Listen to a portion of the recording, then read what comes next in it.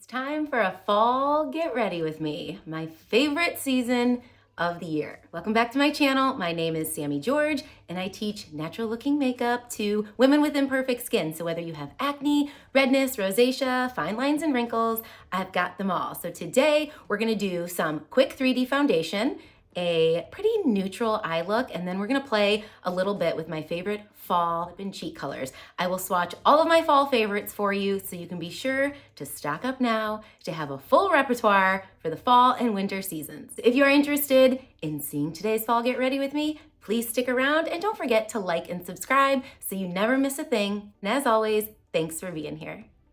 Okay, friends.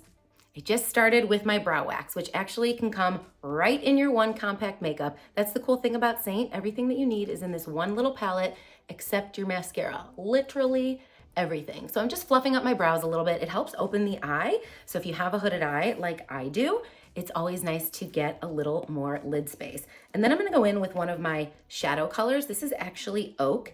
And I'm just gonna draw on, just up here in the front, some little brow strokes to get my brow closer to right here. I'm from the era of over plucking.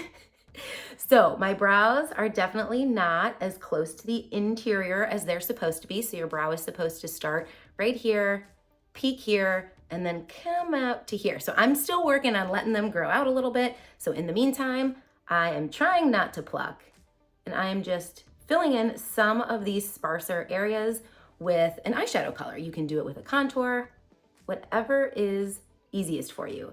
And I don't know if I said this, but I did prime my eyes already so that they are ready to go for eyeshadow. We're gonna start with the eyes today.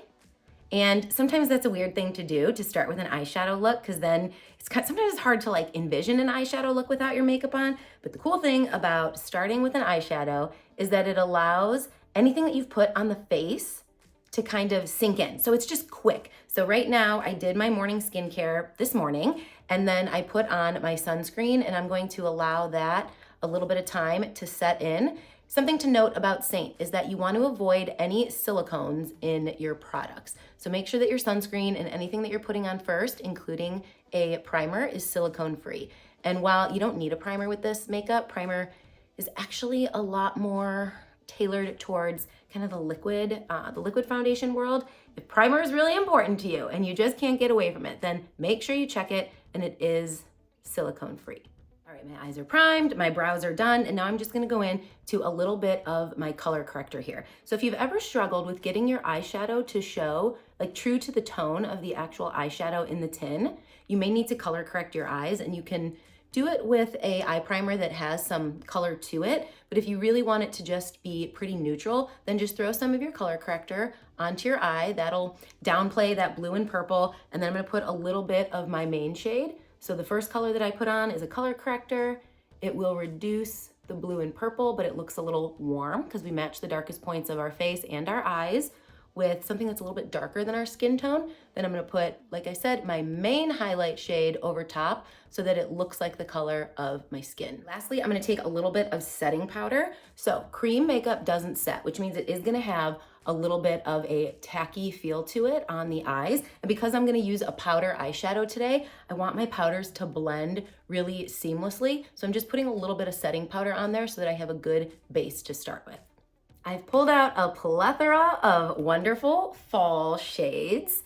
And I think today, like I said, we're gonna do something a little bit more neutral on the eyes. So I'm gonna grab my trusted Bubba, the fluffy end of my eyeshadow brush, tap off the excess, and now I'm gonna create that new crease. So I'm taking a mid-tone matte so that there's no glitter or shimmer on the areas where I have that high texture, and I am just going above the crease onto the base of the hood. And because I have a hooded eye, this will now give me the illusion of a larger, more open eye. And when I look forward, now you can see that color. If I only put that color in the crease, then when I look forward, you're not gonna be able to see it because the hood of my eye will cover it. I like to bring it down into the corner just so that everything is really like cohesive, and then make sure to blend really well. I'm gonna put a little bit of this color under the eye to serve as an eyeliner after I put on my face makeup, but we'll do that afterwards. Okay, both eyes are done with that first step. I like to do my eyes in 4 steps: a mid-tone matte in the crease and on the hood, and then I like to go to something a little bit lighter and more shimmery. This is hot chocolate. And now I'm just going to use my finger and press that on to the outer 2/3 of the eye. If you want to use a brush, you could use the smudge brush or the multitasker. The reason I'm using my finger is because it really allows for deeper pigmentation. If you want less pigmentation, then you could just kind of sweep it onto the eye and that color would not be as bold. But we'll blend here in a little bit. I'm just gonna switch to the other side. Again, I'm using my finger. I am making sure my eye is a little bit taut without pulling too hard because I have a lot of wrinkles on my eyelid. And I wanna make sure that I work it into all of those wrinkles so that I don't have creasing. Now I've grabbed the smudge brush and all I'm gonna do with that is really pat this onto the outer 2/3 and work it into where we had that Bubba to make sure that I got it into all of the creases, all of the wrinkles, and make sure that it's dispersed evenly. Next, I'm gonna go back to the eyeshadow brush and I'm gonna use the smaller end. And today we're gonna use, okay, I forget what color. Philly, we are gonna use Philly. It is just a very warm brown matte. I'm gonna pick up some on the brush, tap off the excess, and I'm gonna press this into the outer corner. So step 1 was a mid-tone matte in the crease and on the hood. Step 2 was putting a lighter color. I prefer a shimmer. You could use a matte if you like. And then step 3 is building up the outer corner dimension with a deeper color. It doesn't matter if it's a matte. It doesn't matter if it's a shimmer. Just something that's deeper than the color that's the mid-tone matte in the crease and the one on the lid, and this will help draw that eye up into that almond shape and just define it a little bit. I like to think of it as a 7. So I pull it down the side, really press it onto the inner corner, and then I'm going up into that crease area, kind of creating that 7, and then flipping my brush over. You could really do an entire eye look very easily with just the eyeshadow brush if you wanted to. And now let's just blend, making sure I'm blending it in to that hot chocolate glitter color so that everything is really seamless and blends together cohesively.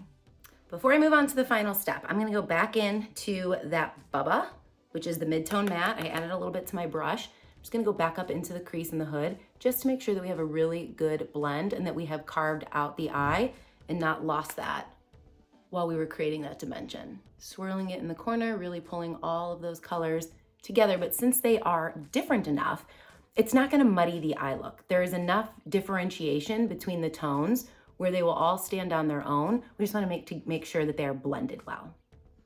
The last color I'm gonna pick is Drift, and I'm gonna use this to highlight under the brow, put a little bit here on the tear duct, but I'm also gonna bring a little bit in to the inner corner on that 1/3. And since I had that darker color on my brush, I'm gonna use my brush cleaning tile. Like I said, everything can fit in one palette.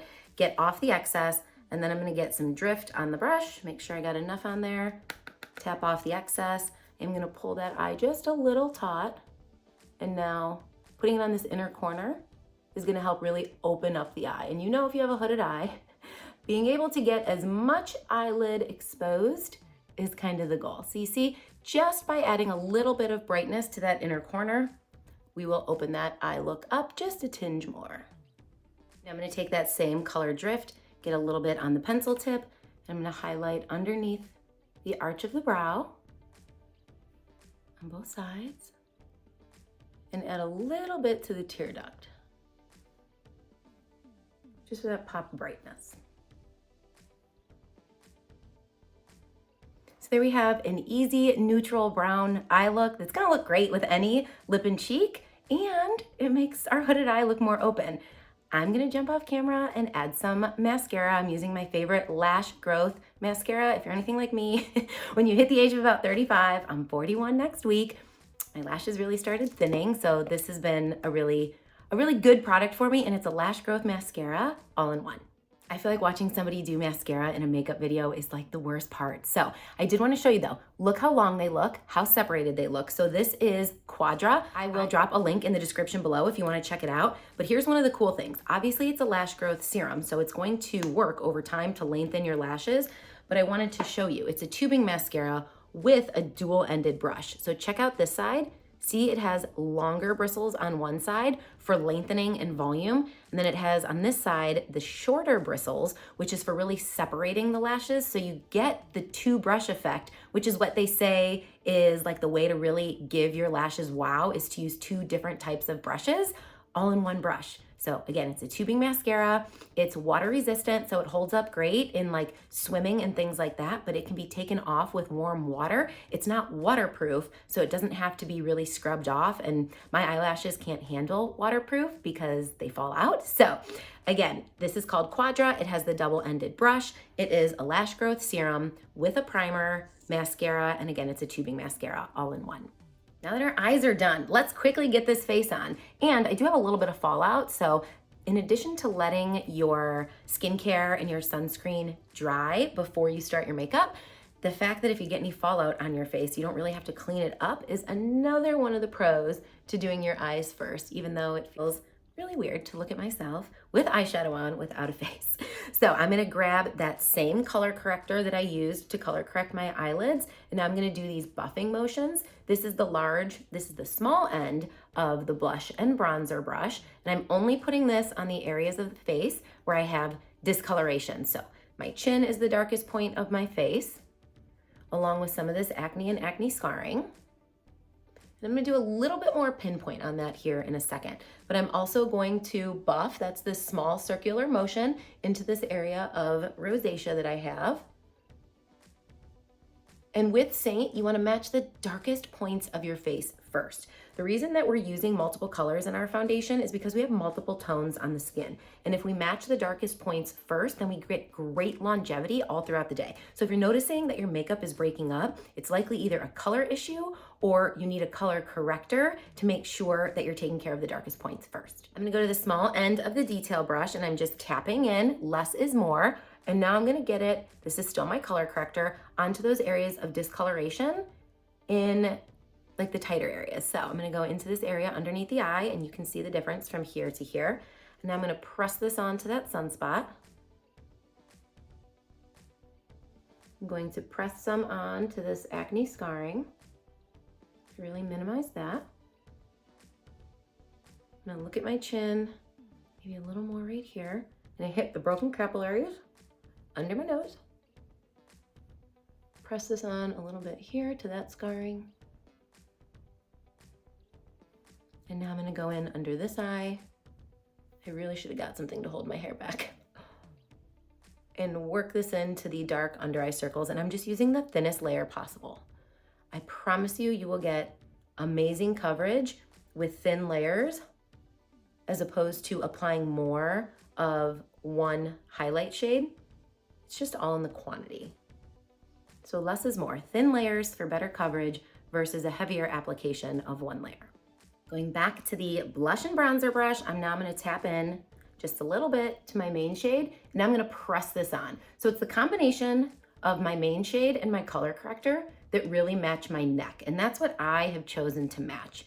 When you get a color match, you can choose what you wanna match. Maybe you wanna match your chest, maybe you want your face to be darker. It's completely up to you, and I will help you with a makeup routine that meets that need. Plus, I will pick your custom shades for you. That's what I'm trained to do. That's the magic of this makeup, is that it comes with a makeup artist. And can you see right here? So that looks a little bit orange. And that's because I matched the darker points of my face with a color that's known to correct that blue and purple from the scarring. And typically redness is blue and purple as well. And now I'm using this more neutral shade right here over top, which is overall closer to the tone of my neck. But like I said, it's the combination of those two colors. So if you put a color corrector on, you do want to put your main shade over top. It's not one or the other. You color correct and then you put your main shade. Going back to the detail brush now in these tighter areas. So now I'm just pressing. Once we put on our color corrector, which we did in that buffing motion, we're only gonna press because we wanted to put our color corrector in strategic areas. We don't want to move it. So if I was to buff this on, we would just blend those colors together. And it's not the combination of those two blended together. It's the thin layer of the color corrector with the thin layer of the main shade that gives you that really good coverage. Keeps your makeup looking skin-like. And matches whatever you choose to match, which for me is my neck. Now it's time to contour. I'm going back to the detail brush, but instead of using the small end, I'm using this rectangular end, and I'm going to press it in with a little bit more pressure. Your contour is gonna be the driest product in your 3D foundation, and it's meant to be that way because we don't want it to blend as easily as our highlight shades. And highlight shades are just another word for foundation. But I start at the top of the ear, and I'm just stamping this on my cheekbone all the way to the outer corner of the eye. And this is how we really frame the face. So 3D foundation is really just meant to emulate the look of natural skin. And if you don't want to contour, you don't have to. But a lot of us have natural shadow in that cheekbone area. This just really helps chisel and frame the face a little bit more and still keeps things looking really natural. So I'm going around the top of my forehead now, which I did not put any of my main highlight shade around the top of my forehead. And the reason that I didn't is because all of our highlights and our contours provide coverage. And since I didn't have any areas of discoloration there, I was not worried about getting any additional coverage other than what my contour was gonna give me. And you will put your makeup on accordingly. So if you're not somebody who has any sort of redness here, you could leave that area open and put your contour right on there and then put your main highlight shade around it. It'll be completely customized to what you need and what you like. I am going to the arches of my brow here and kind of working up in this triangle, and I'm doing that because I have a larger forehead. So when you contour the face, it actually works with the theory of light and dark. Darkness recedes. That's why it really helps chisel out those areas. We're gonna chisel out the jawline next, and then we keep the lightest and brightest colors in the center of our face. So it's light comes forward, people are drawn to our eyes, while dark recedes, and that's what helps define and sculpt the face. Going in with that contour, starting at the back of the ear, and working it underneath the jawline, and then pulling it down the neck. And this just helps, it helps sculpt the jawline a little bit, helps disguise jowls, and really gives you kind of that snatched jawline. Making sure it's under the chin, and we pull it down so that we don't have any harsh lines. That's the same thing I did on my forehead. I made sure to work it up into the hairline so that there's no lines there, and then just lightly pull it down a little bit. So you'll see we really have like this lighter patch right here, and that's the goal, to keep the light and bright colors right here. Okay, flipping my brush over. Again, we're using 2 brushes, and our brushes are all dual-ended. So you're getting 4 brushes in 2 tools. I'm now gonna grab my brightener shade, and I'm gonna place this where you would traditionally put concealer, but I'm gonna be really light-handed. So I'm going to the inner corner of my eye, and then the outer corner of my eye. And because I'm using such thin layers, I used a thin layer of my color corrector, a thin layer of my main shade, and now a thin layer of this brightener. I'm gonna have really good coverage without it being heavy or cakey or tacky. And I'm still gonna perfect. I'm still gonna use my Perfector sponge to make sure that I remove any excess, just to keep creasing at bay and things like that. But the difference is if you were to put your brightener directly underneath the eye, in order to get coverage on that darkness, you'd probably have to apply quite a bit, in which case it would then really emphasize that texture, and that darkness would eventually just pop through throughout the day. Doing it in this light layering method, you're gonna get really good coverage. You're gonna keep your texture to a minimum and keep the brightness in the center of the face. So now I'm just doing the T-zone, right? Up in between the brows. This is a high texture area for me, so I'm being light-handed, bringing it down the nose. I'm gonna pop a little bit here on the Cupid's bow and just the teeniest amount on the chin so that we are using that light and dark and putting the light in the center of the face. The magic step that no one should skip. Right now, my makeup looks a little bit heavy for me. All of that will go away once I start perfecting. So this is our Perfector sponge, and prepping it the right way is important. So this sponge is not meant to apply liquid. It's meant to marry together your cream colors and remove excess. So if you ever feel like you are too heavy-handed, or you're worried that your contour is too drastic, whatever it might be, the Perfector sponge is like the solve all. It will remove any excess, it will dull this down. Like I could just keep tapping until it was even lighter if I wanted it to be, but I do want to make sure I can still see my contour. And then I go anywhere that I have layered, particularly under the eye where I'm prone to creasing, to make sure that I remove that excess. And I prepped it by running it under cold water, getting out all the excess water, and then letting it sit here while I did my makeup in a microfiber cloth. So right now it's damp and cool, but it's not wet. And as I'm using it on the face, I'm just rotating it so that it continues to feel cool. Once it feels warm, that's when you want to rotate it. And I have strong marionette lines. I don't want any creasing there, so I'm just removing excess.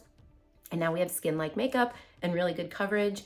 And I think this is where I would typically go in and like touch up anywhere, but I think we're pretty good.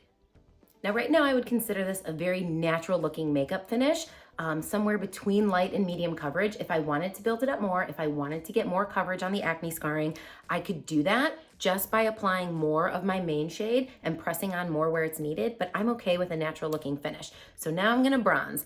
I'm gonna take the large end of my bronzer brush and I'm actually mixing it with my illuminator. This is Nova Illuminator and I'm getting some on here, and bronzer is gonna add warmth. So I'm gonna go to the high points of the face. Essentially, we're just making a C. This is the area that the sun would naturally hit our face. And with that warmth added in, it just keeps everything like glowy and gives you a really nice skin-like, like that glowy, dewy, sun-kissed look to it. Go a little bit over here. And now if I needed to, if my face was darker than my neck, I could pull it on, and it is a little bit here. I don't have as much color on the sides of my neck. So just by pulling a little bit of this down the neck, it will keep it all matching. The center of my neck is darker, so you'll see like I do have some redness here, so I don't really need to pull any there, but the outside was just a little bit lighter. Now we're gonna talk about my favorite part of Seint, which is lip and cheeks. I have pulled out my favorite fall and winter colors for you. So I am gonna swatch them on my arm, and then I'm gonna use a couple of different ones. I'm gonna keep the cheeks kind of neutral, so more of a neutral eye, more of a neutral cheek, and then maybe we'll do a little bit more of a bold lip. So let's start with one of our shades of the season, and this is Spellbound. So Spellbound has this purple undertone. It makes a very good lip stain. So if you're somebody who likes kind of that all day wear, the closest thing that you're gonna get to Seint is staining your lips with one of our matte shades that are a little bit drier. While we're talking about colors that can act as a stain, let me show you Sangria. Sangria is definitely a fall ride or die for me. So Sangria is also a matte shade, great lip stain, more of a raspberry color. And that's one of the colors that I'm gonna use today. I do have one more matte in here, and this is Sandstone, but Sandstone is really creamy. So they are different, even in the same formulation. You'll see how much creamier that is. And Sandstone is truly, I think, my overall all-time favorite shade. But just so you know, if you ever wanna see shade swatches so you can tell exactly like, okay, between satins and mattes, what is more of a stain, what is creamier, just reach out to me. My email's in the description box below and I'll be happy to provide that. I have one more color in my palette that probably does not scream fall shade to you, and it's actually a semi-gloss. So it's not a matte and it's not a gloss, it's a semi-gloss. And this is Ballerina. So Ballerina is a really good nude. It's a little bit cooler.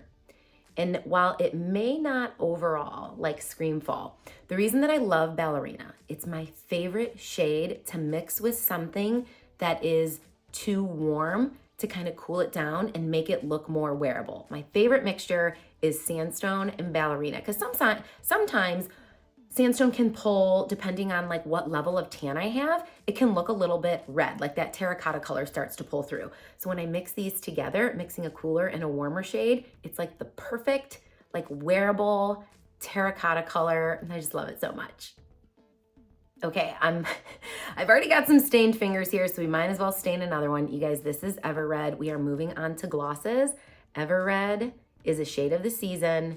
It is a beautiful red. It is a gloss. It can be worn very sheer, or you can build it up to be more pigmented. It's described as like that perfect flush of color that you get on the cheeks when you're outside, when it's cold out, and like you just get that tinge of like that reddish pink color.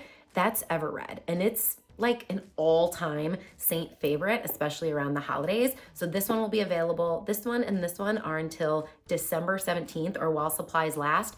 And I do think these are the two favorites. I'm gonna show you Tango, which is another one of our shades of the season. I would consider Tango to be, this is Tango, to be more of a year-round shade.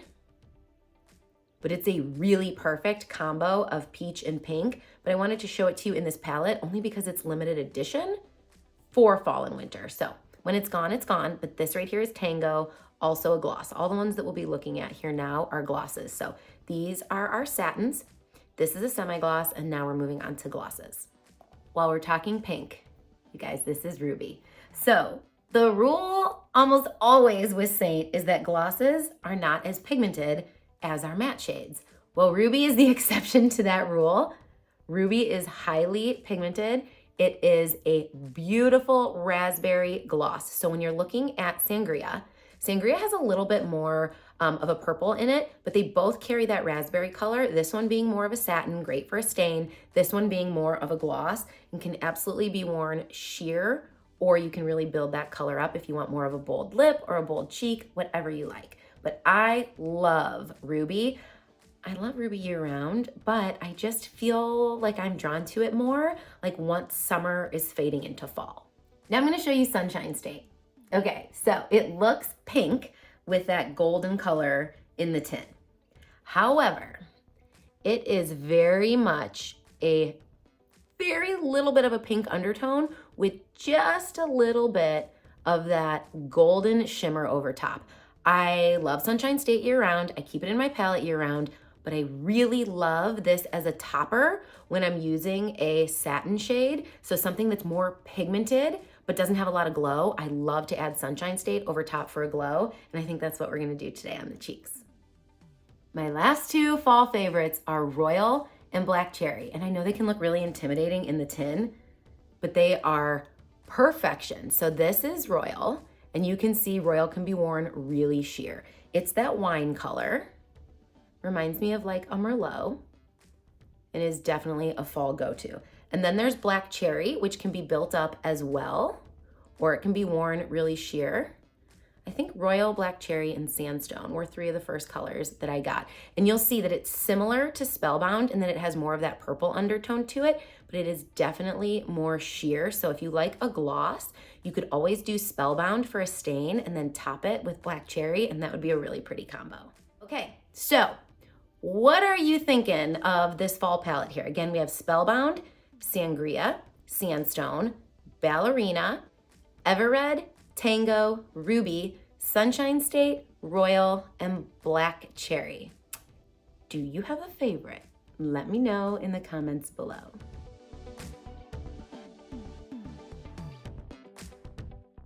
Let's get to mixing and matching. It's my favorite thing to do. So keeping in that kind of neutral but warm eye, I am gonna put a little bit of Sandstone here on my arm, and then I'm gonna take a little bit of this Ballerina and put it right on top and just cool it off a tinge. So you'll see it's not quite as warm, and to me that's like the most wearable, like terracotta color.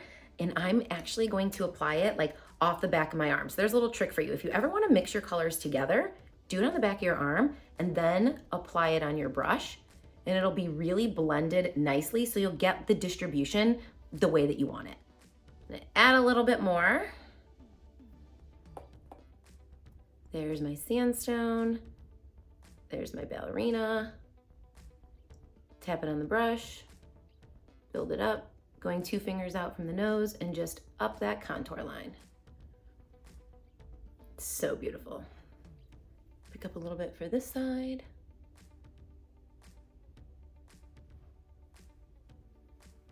Mixing and matching is like my favorite thing to do. Now, let's add the shine that we were talking about. So you'll see, while creams naturally have a little bit of a glow to it, there's not a lot of shimmer as I don't have anything gloss on. So I am gonna put a little bit of Sunshine State on my brush, just to add a little bit of the shine that I love on the cheeks. So that you could see some of the other really pretty combos together. And because we did keep things, while warm, pretty neutral, I'm gonna do a combination of Sangria and Black Cherry. It's been my fall favorite for years, and I just can't get away from it. But I am gonna line my lips first, and I'm gonna use Indigo Contour to line my lips using my multitasker brush, just to create a little bit of definition. And because I'm doing a stain, I want to keep that color like within the boundary of my lip itself. Indigo is on, and now it's time for our stain, but I'm gonna grab my lip balm. I hate the feeling of a matte lip. My lips are already so dry. I'm just putting a little bit of balm on to keep them hydrated. Get some of that liner diffused. Okay, perfect. Now I'm gonna grab my Sangria and let this act as a stain. You could use your multitasker brush. You could build it up and have this be deeper, more bold. But I really just want it to serve as the base.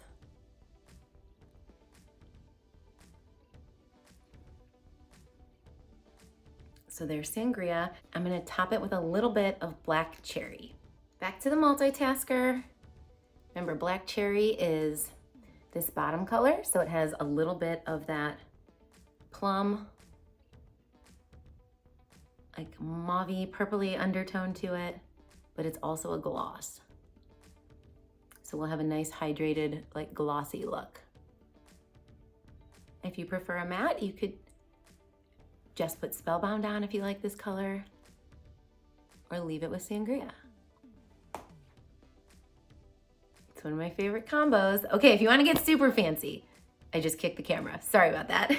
If you wanna get super fancy, you could take your Nova illuminator and put a little bit of that in the center of the lip. And when you bring that light to the center of the lip, it just kind of creates that pout. You can use your finger to add a little bit to the Cupid's bow. And now you have a beautiful fall look. Okay, you guys, what do you think? Are there colors that you want to see next? Should we do another fall get ready with me? You tell me in the comments below. And if you guys need a color match, again, that's your customized shade map and shade map, your customized shade match, and your customized makeup routine to meet your makeup goals. I will put the link to that in the description as well. I would love to work with you. I'll send you videos. I'll send you a document so that you have a step-by-step guide. I totally got you. And that's it for today. As always, thank you guys so much for being here. We'll see you next week.